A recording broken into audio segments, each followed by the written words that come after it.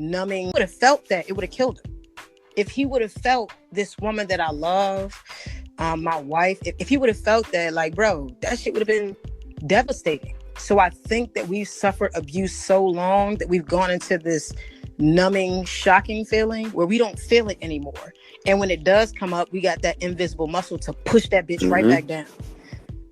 You know? I mean, we talked about this the other day, just, you know, not even, we talk about this all the time, but even with our parents, you know, that muscle of, yeah, you feeling some type of way, but I'm not going to address it. Because feelings kill you. And feelings kill slaves. And we come from that lineage. And our parents didn't have the luxury of healing, but we do. So I think that, you know, that shift starting with us, yeah, bro. definitely.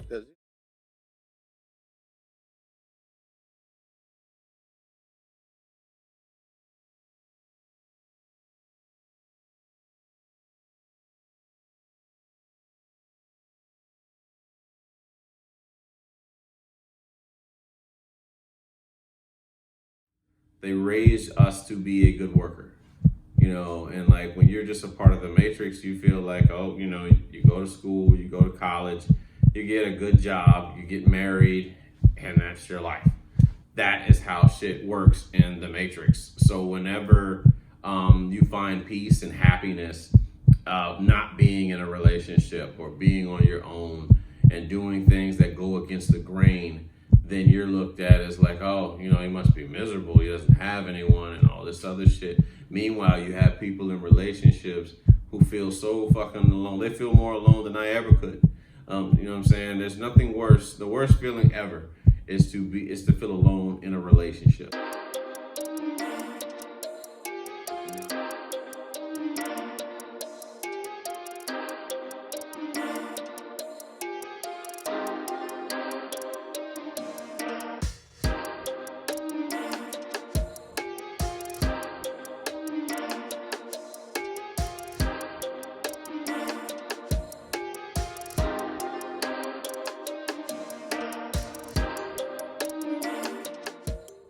The worst woman a man falls for. Yeah. Let's see, in my opinion, solely my opinion, my perspective, the worst woman to fall for is a full-blown narcissist, you know, in a woman. Like a woman that is a full-blown narcissist gives a fuck about no one but herself. So you would only be an accessory in her life, and if you don't go along with what her plan is, you're out of there. Like your feelings, she doesn't value you. She just values her ego and what you would mean for her ego. You know what I'm saying? Like you're a trophy husband or a trophy man, whatever it is. You know what I mean? So yeah, fellas, staying clear of a bitch like that. The type of woman that makes everything about her in conversation. Literally, we could be talking about, you know, different ice cream flavors, and then she find a way to make it about her. That you want to stay away from. More than likely, pretty much the neglected children that grew up to be neglected adults. They will find a way to make things about them because they did not feel heard when they were younger. So you want to avoid the unhappy and the unlucky at all costs. The type of woman that is ungrateful. A woman that is ungrateful, obviously she's never satisfied. Of course, you know, I joke that no woman is ever satisfied, but to the point that you take her on, you know, an expensive fucking trip, and it's still not good enough. She's complaining the whole time there. You know what I mean? You know, an individual like such, an individual that reminds you of money. You know, reminds you about money. I would say is like one of the worst women that you can deal with when it comes to that, because that's not gonna go away. It's gonna be a constant reminder. You know what I'm saying? Stuff is gonna come up and they're gonna just remind you about money. And as far as like money that you owe them or some shit, you know what I'm saying? Like that type of person that gives conditional love. I mean, and one could possibly say, you know, pointing out these things in these women is conditional, right? But hey, it is what it is. Unconditional love does not mean unconditional tolerance. But you have to be a character for her. You don't accept who you are, so you are being someone in order to keep this woman. A woman that is overly anxious, You know what I'm saying? Because you're gonna have to constantly validate her. That is one of the worst things that, like to actually fall for or be in a relationship with.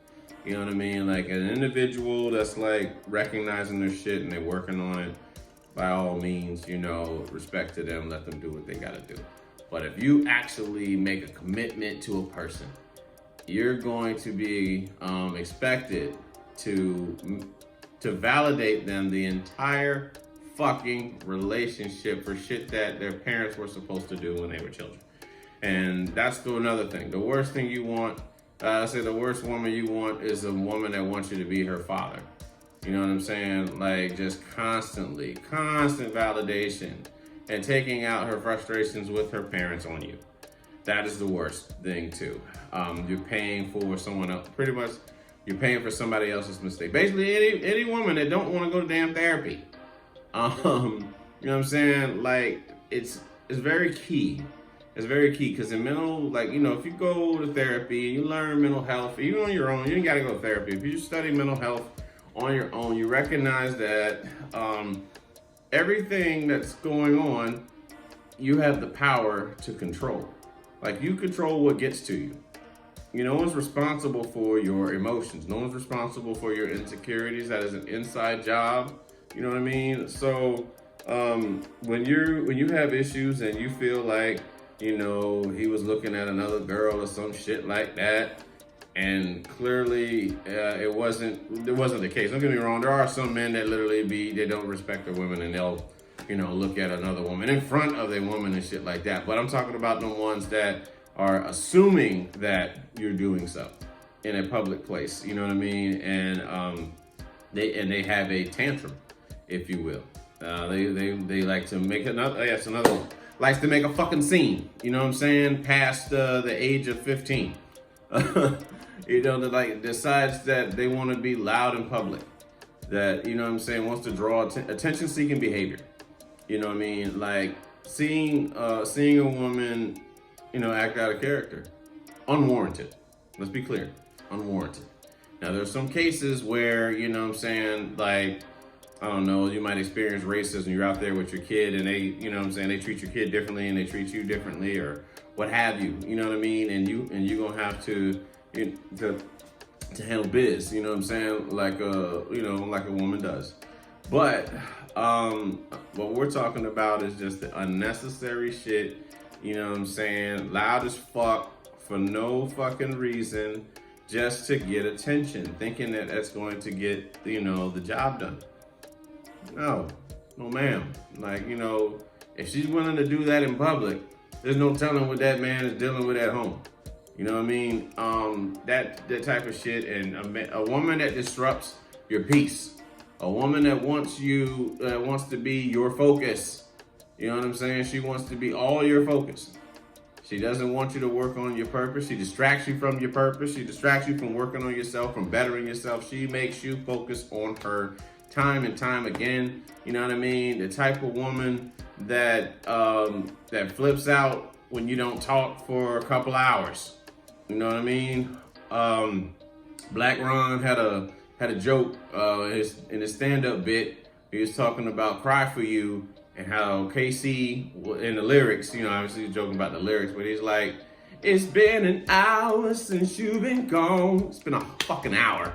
This nigga tripping over, he said it's too long, so come back home. You know what I mean? Like shit like that. Like those type of people that are not able to be away from, you know what I'm saying, the person that they love out of fear. Almost like a dog that's afraid to be alone, like in a home and shit like that, or without them, you know, and they start all that hollering and shit. Like that's the type of thing we're talking about. Anxiety issues, you know what I'm saying, of being abandonment and all that. You are not supposed to be your mate's therapist. Not at all. They gotta want to fix themselves, you know what I'm saying? And you know, you can show them the tools of how to fix themselves, but you're not able to fix them. They have to choose like to do that. But you know what I'm saying? I just feel like those, you know, I believe those type of women are the ones that you want to avoid, man. You know what I mean? Pretty much what you want a woman that stands out to you is a woman that's self-sufficient, a woman that that's trusting, that trusts a man to lead. That's another one. A woman that, a woman that does not listen. That's another thing you don't want to, that's the worst one that a man can fall for. A woman that does not listen to you. She hears what she wants to hear. Yeah, a woman that hears what she wants to hear. A woman that does not listen to you. Yeah, a woman that just disrupts your peace. You know what I'm saying? A woman that pretty much that's hell-bent on disrupting the peace so that she can have attention. And a woman that equates attention to love. You know what I mean? Like, you want a woman, like I said, women that that you should entertain in your life are the women that are self-sufficient, the women that that trust you to lead, the women that can hold their own, the nurturers, the feminine. They lead with their feminine energy. Obviously, you know what I'm saying. A woman can feel when you're operating in your masculine, which makes her feel safe enough to operate in her feminine. You know what I'm saying? And it takes work. It takes work to do so. But when you can get a woman to operate in her feminine energy, fellas, it's a thing of beauty, man. It's like, it can be very peaceful. But the women that are not peaceful are operating in their masculine. They're constantly challenging you on unnecessary shit. Don't get me wrong. You want a feminine woman that's going to challenge you too, but not in this way. Like, she goes against everything that you have to say. She does not trust you. She wants to one up on you. You want to stay away from those. You want to stay away from women with with money issues. You know what I'm saying? They don't know how to manage money. They spend money carelessly, because that's going to be your issue at some point in time. You know what I mean? Like, you got bills to pay, and she out there trying to get the new new whip. She trying to get a new bag or new wig or whatever, new weave, new something. Just new and fill in the blank. Anything new, and you got things that you got to get. Priorities are just out of line. You know what I mean? And it's just to keep up with the Joneses. Or, you know what I'm saying? Again, validation, trying to keep up. But priorities. A woman that, that's going to, a woman that's going to hold down the fort, yo. Like, for real. Like, when you going through some shit, and they're, they willing to ride with you. That is the type of woman that you find yourself, paying attention to. You know what I'm saying? Like, those type of women. You know what I mean? Like a true ride or die. Ride or die, but she ain't about to let you project your insecurities onto her. That right there, that to me is sexy. A woman that is aware of that. She knows that, she believes in you, but she ain't about to let you bring her down with your bullshit. You know what I mean? That's the woman I respect. That's the woman, you know what I'm saying, that I find to be attractive, sexy, all that shit. But yeah, what's the the worst woman? In short, the worst woman to fall for is the ungrateful, the unhappy, the unlucky, the masculine that leads solely with the masculine. They don't trust a man to lead, and they're princesses. Stay the fuck away from the women with the princess attitudes. You know what I mean? Like, yeah, you feel she feels like you have to serve her and answer to her. Let it go, bro. Just let it go.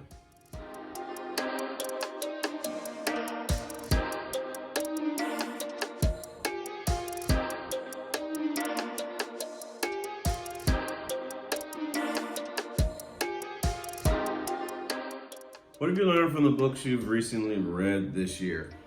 Well, one book I just finished up was Be the Dad She Needs. And honestly, there's some stuff in there that I agree with, and there's a lot of stuff that I don't agree with. Like, there's one part in there that says, side with the mama. I will not. Not if it goes against better judgment. I will not side with mama on a situation when it comes to the kid. It's not happening. You know what I mean? I'm just being dead ass. I'm gonna go with better judgment. I'm not a fan of that shit. But it did have guidelines as far as being there for your kid. You know what I'm saying? Like, things that she's into, wanting to engage with her. You know what I'm saying? Teaching her the type of, again, being a father, being like the type of man that she's gonna look for. in the world. You know what I'm saying? Like when she dates, if she chooses to date men, you know what I mean? She's gonna look for a man like, someone like her father. So wanting to be, remember to be gentle with her, and you know what I'm saying, and let her know that she's safe, she's protected. Constantly, giving her affirmations. I'm not gonna say validation. I'm gonna say affirmations, positive affirmations. Empower her to, be able to do the things that she's able to do. Encourage. Don't make things about you. Don't be cautious on certain stuff that gets done. And remember that you were once that age, and what it felt like to be a child that did not probably have that support that you may have needed.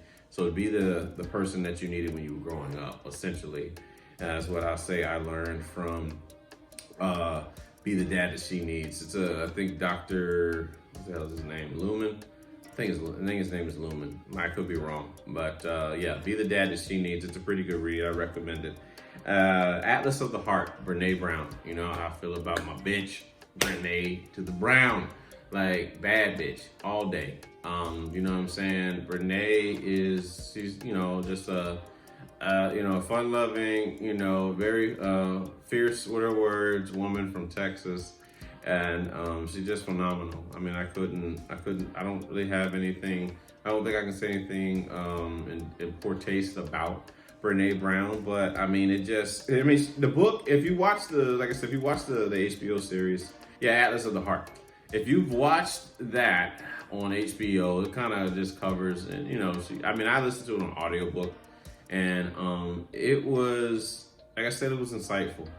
Just how to, the things that she just mentioned about the aspects of the heart, how we see things, how we feel. Where do we go when, we feel shame? What do we do when we feel sad? What do we do when we feel rejected? And, and you're able to identify with a few of those principles that she touched on. But what I learned from it is more so it's still an inside job, and that it's all right to feel, if you will. Essentially, I know as men, like we're taught really to be more thinkers than we are feelers, but we are emotional creatures that think. You know what I mean? It's like learning that principle. That's what she talks about in that too. I learned that we're emotional creatures that think, and that I agree. I do agree, but there's also a way that a man's supposed to carry himself. So it's like learning to balance the mental health shit, but also remember to perform as a man. You have to perform as a man. I don't give a fuck how much mental health you read. You remember to perform as a man, or you won't be respected. You will not. You know what I'm saying? So Atlas of the Heart, that we are emotional creatures that think. I read Zig Ziglar's Selling 101. I finished that one up. That was pretty good. It just talks about like you're trying to tap into a person's emotion when you're trying to tap into a person's emotion when you're trying to sell a product. You're trying to let them know why they make them feel why they need this product. You know what I mean? You're selling the product practically. I mean, that's ultimately what I got from that, communication skills and just listening and taking a person, when they're irate and all that stuff, you stand firm.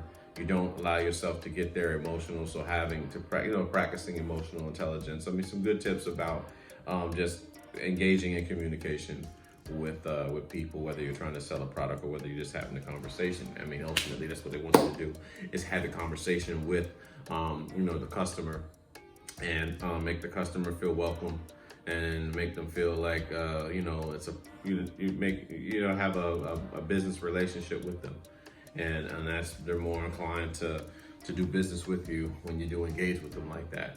So that one was there. Why Women Deserve Less by Myron from Fresh and Fit. And I'm gonna be honest, the title I believe is nothing but shock value, but it was it's insightful. I mean, some of the stuff that Myron touched on in the book, a lot of men can, benefit from it. As far as the why women deserve less stuff. I mean, I get what he's talking about. As far as he's talking about the ungrateful, women that are ungrateful, the entitled ones, in today's society. You know, like we're not bringing anything to the table, but expecting the whole damn table type thing. But I mean, but as far as like what I know from, because I follow Myron on Fresh and Fit, you can watch their clips on YouTube. They always have women in their panel, and they'll discuss certain things about dating today and just marriage and all that and all those things. You know what I'm saying? And like men and you know like the manipulation that men can encounter with women of this caliber. But I say that Myron's book was it wasn't as good as it could have been. That's what I'll say, because watching, you know, like listening to Myron for like the last, I don't know, man, let's call it last 2 years. I saw him on Rollo Tomasi's show one time, and that's the mentor. He's like the godfather of the manosphere and hypergamy and all that stuff. But I've heard him say far more beneficial things than what I heard in the book. I mean, it's not a bad book. I wouldn't pay for it. You know what I'm saying? Like I literally would borrow. That's the type of book that you would lend a guy that's down on his luck and just got out of a bad relationship or a bad divorce, and you know what I'm saying? It's like a pick me up book. But as far as like the Unplugged Alpha, it's not even on that level to me. That's just me. But you know, still respect to the brother for writing you know, his book. I think it's his first book, if I'm not mistaken. Don Miguel Ruiz's book about the 7 secrets to a healthy relationship. I can honestly say that of the Don Miguel Ruiz books, this one is probably the least favorite, but I still believe it's effective. You know what I mean? They're still touching on a lot of things as far as like how we see each other, like us being individuals and us being able to be ourselves and working together when you're in a like relationship, remembering to learn how to love your you know, your partner, you know what I mean, you know, whoever you're dating and whatnot. You gotta learn them, you know what I mean. Come in with your cup empty so that you can take in what they have to pour type, you know what I'm saying. Or essentially it's what that I learned from that one. Yeah, so you know, Atlas of the Heart, the 7 secrets to healthy, happy relationships, Why Women Deserve Less, the Zig Ziglar book, and what else did I read? Right now, I'm currently reading this book by Coach John Wooden of UCLA, entitled Pyramid of Success. I mean, he created this pyramid, and it covered like a lot of blocks. I think it's like 14 blocks of just like how to live an effective life and carry yourself. But the way it is like he'll talk about the individual block. They give John Wooden's part, which is like more day to day, and then the author that does it with him given a biblical aspect of that particular thing. So it's pretty insightful how they gave it to tap into the Bible and pull out like a scripture that kind of fits whatever block that he's talking about. But I mean, so far in that one, you know what I'm saying, learning teamwork and understanding that you just you gotta practice. You want to show up and like, you know what I'm saying, he talks about like being on time and and being very specific about valuing time. Like you don't do an important lesson they said he learned from a coach is that like no sense of having like 3-hour practices, no sense of like wasting time like sitting around and stuff. Like, so for every minute of practice, like you're just sure to be effective while you're on the court. So what you do is not just sit, like there's no sitting around in practice.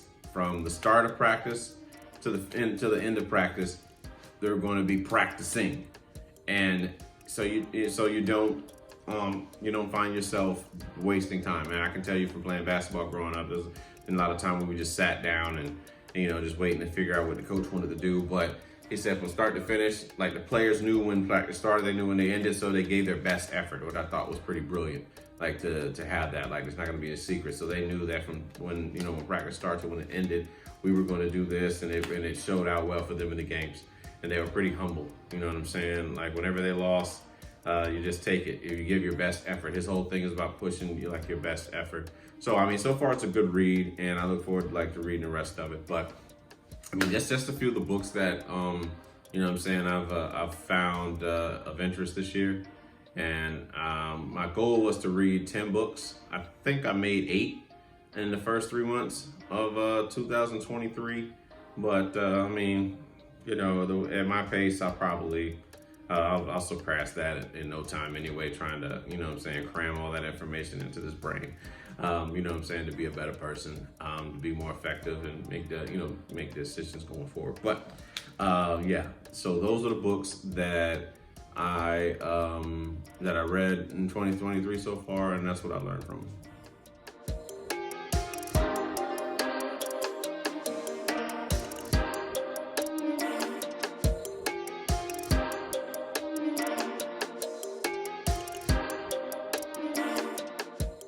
But something you miss about living under the matrix.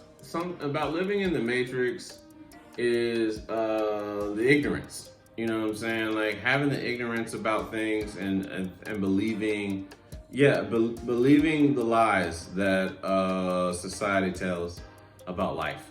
And let me kind of explain and kind of tap into that. So, when you're young, they teach you to, obviously be a nice boy, grow up, be respectful, and, pretty much be a yes man. Say yes and be agreeable. And, overall just be nice, don't rock the boat type of shit. And if you try to rock the boat, then you're considered a bad kid. And bad means that you wouldn't be loved the same. You know what I mean? So it's like it's domesticating little boys and some girls too, you know what I'm saying? But like the point that I'm making is that they want you to just go along, like like how Robert Kiyosaki talks about there are no school, there's no program in school that teaches you about money. You know what I mean? Like they want you to be a good worker. They raise us to be a good worker. And like when you're just a part of the matrix, you feel like, you go to school, you go to college, you get a good job, you get married, and that's your life. That is how shit works in the matrix. So whenever you find peace and happiness not being in a relationship or being on your own and doing things that go against the grain, then you're looked at as like, he must be miserable, he doesn't have anyone and all this other shit. Meanwhile, you have people in relationships who feel so fucking alone. They feel more alone than I ever could. You know what I'm saying? There's nothing worse. The worst feeling ever is to feel alone in a relationship. You know what I mean? Or like it's one-sided affair. As far as like you're putting, it's a three-legged race to me. To me, a relationship is a three-legged race. And if only one side is moving, we don't go any fucking where. We're going to fall. You know what I mean? You have to work together. And there's no room for being selfish in that sense. Don't get me wrong, you gotta work on yourself, but there's no room for being selfish when it comes to the actual relationship, because it's not just you in it, it's somebody else. So, but in that matrix, it literally wants you to go along with that course.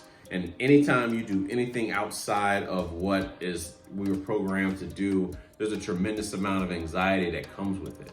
And it leaves us in panic because we're not going along with the status quo. And anytime you do something that's different from the status quo, you're criticized for it. You know what I'm saying? It's like the black sheep in the family, because they don't go along with the toxicity and shit. Like when you decide in your family that you're gonna be the one that's the cycle breaker, there's so much criticism that's gonna come with it. You're gonna be exiled, you're gonna be kicked out. And that's because you no longer want to live in the matrix. And the matrix, a matrix is comfortable, but the matrix can be very toxic for the human mind. And it can make you hate yourself because you literally feel like you have to fit in. And it shouldn't be that way. You should be able to do the things that you want to do, not because society pressures you into doing them. And a lot of us felt pressured. You know what I'm saying? Felt pressure that you had to be married by 25. You had to have kids by 30. You know what I'm saying? You had to, you had to be a millionaire by the time you turned 30. You had to be a millionaire by the time you turned 40.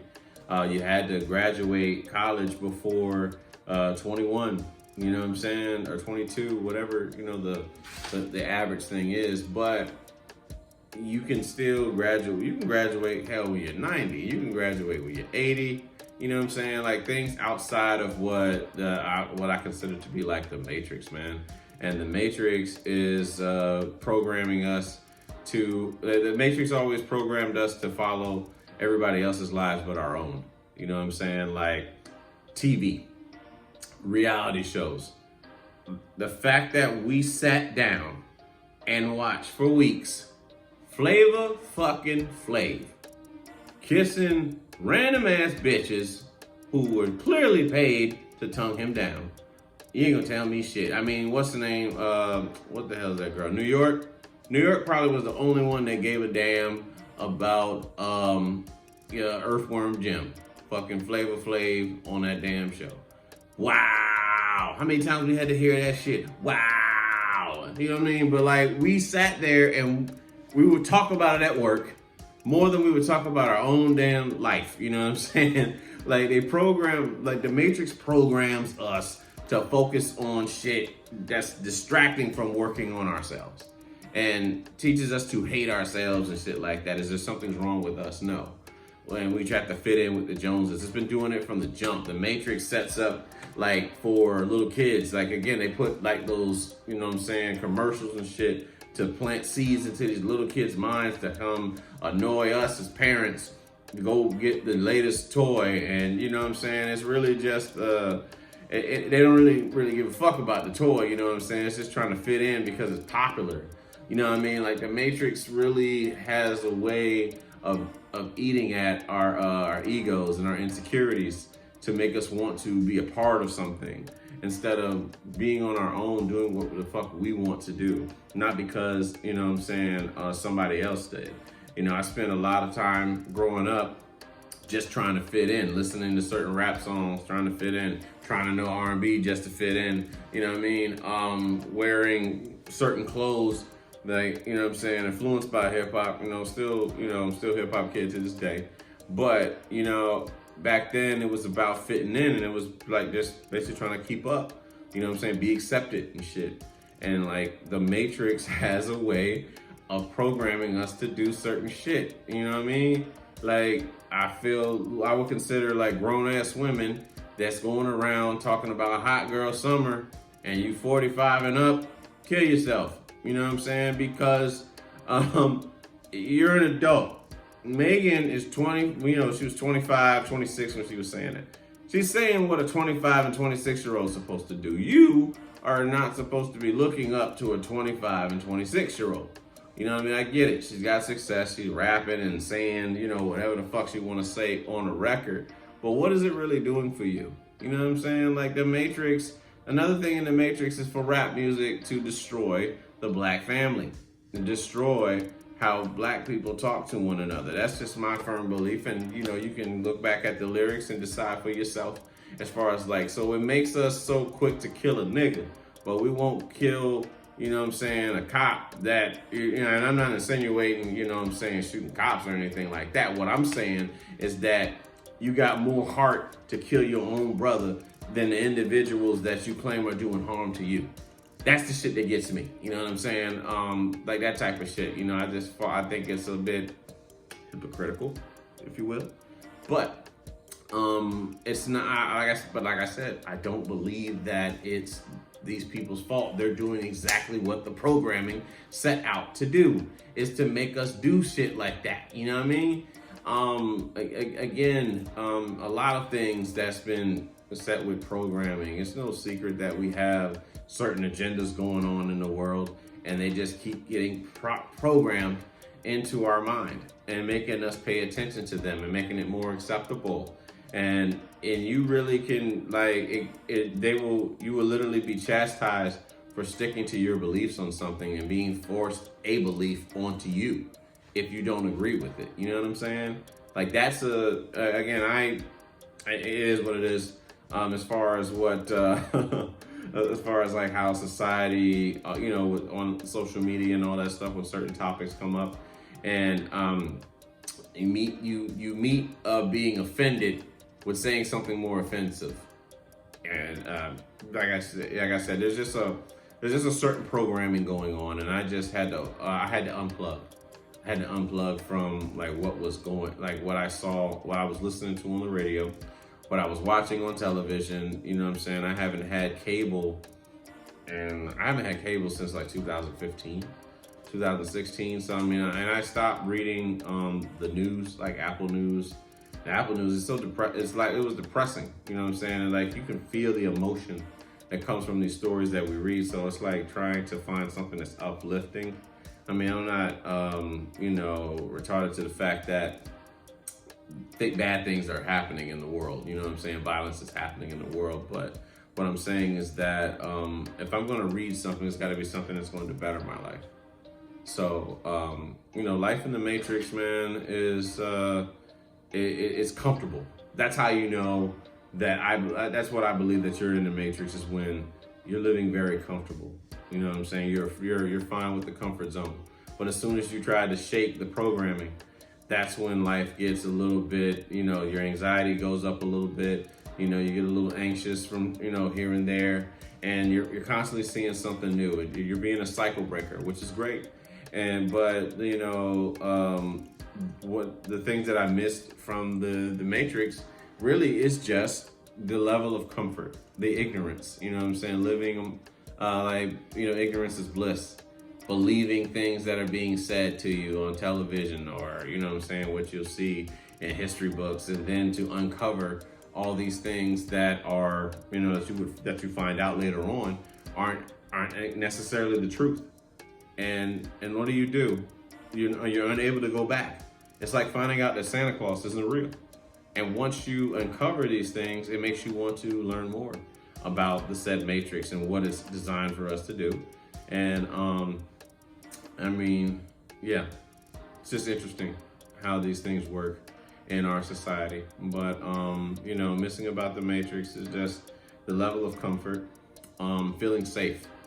It's a delusional form of safety, but that level of living in the comfort zone, the level of delusional safety that you felt you once had, just being just being comfortable and going along with everything that just goes on in the world, taking part in whatever stuff that will come up in life, like celebrating Easter, Christmas, Thanksgiving, all for the sake of just being a part of it because everybody else is doing it, not knowing why you're doing something. I mean, that's practically what the Matrix is. Doing something without knowing why you're doing it. And then it's just about deciding that you're going to be in control of your mind and not let it control you. So those are some of the things that missed about the Matrix, and hopefully it sparks the brain in a lot of people to wake up and recognize that they are living in the Matrix, and that you can control your own life and live the way that you want to live without fucking with anybody else.